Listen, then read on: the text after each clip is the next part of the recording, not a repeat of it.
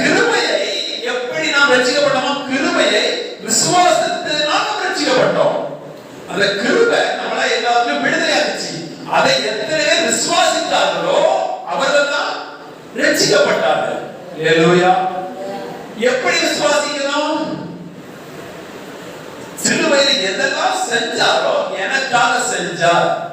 என் பாவத்துக்காக தான் சுமந்தார், என் அக்கிரமத்துக்காக தான் அடிக்கப்பட்டார், என் மீறுதலுக்காக தான் நொடிக்கப்பட்டார், என் கரித்திரத்துக்காக தான் அவர் நிர்வாணமாக்கப்பட்டார், என் சாபத்துக்காக தான் தலையில முள்முடி சூட்டப்பட்டது, என் பாவத்தை அவர் செய்து முடி மரித்தார். எதுக்காக?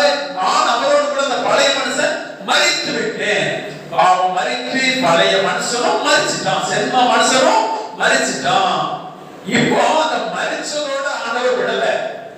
மூன்றாம் நாள் இயேசு கிறிஸ்து உயிரோடு எழுப்புகிறார். அந்த உயிரோடு எழுப்பச்சல உங்களையும்